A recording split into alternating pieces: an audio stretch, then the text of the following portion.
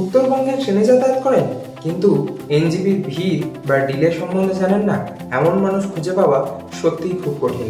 এবার সেই বড় সমস্যারই সমাধান এনেছে ভারতীয় রেল। তারা জানিয়েছেন নিউ জলপাইগুড়ি এবং শিলিগুড়ি জাংশনের মধ্যে প্রায় 7.15 কিলোমিটার রুটে ডাবল লাইন তৈরির অনুমোদন তারা পেয়েছে। রেল মন্ত্রক আরও জানিয়েছেন এই গুরুত্বপূর্ণ স্ট্রেচে ডাবল ট্র্যাক বসানো হবে খুব শীঘ্রই। বর্তমানে এই অংশে সিঙ্গেল লাইন থাকার কারণে ট্রেন চলাচল স্লো হয়ে যায়। বিশেষভাবে এনজিপি যেহেতু উত্তরবঙ্গ এবং উত্তর পূর্ব ভারতের সবথেকে গুরুত্বপূর্ণ রেলওয়ে জাংশন, প্রতিদিন বিপুল সংখ্যক ট্রেন এই রুট ব্যবহার করে। ফলে সিগন্যাল ওয়েটিং এবং ডিলে এই সমস্যা প্রায় তাদের সম্মুখীন হতে হয়। রেল বিশেষজ্ঞদের মতে এই ডাবল লাইন তৈরি হলে শুধু ট্রেন চলাচল সুন্দর হবে না, বরঞ্চ ফিউচারে ফ্রেট এবং প্যাসেঞ্জার কানেক্টিভিটি দুটোই ইমপ্রুভ করতে পারে।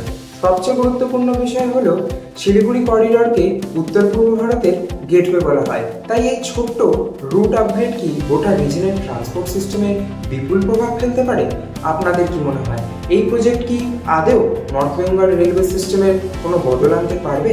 এবং যদি ভিডিওটি ভালো লাগে তো অতি অবশ্যই লাইক, কমেন্ট এবং শেয়ার করবেন এবং এরকম নিউজ পাওয়ার জন্য এই চ্যানেলটিকে সাবস্ক্রাইব করে রাখবেন।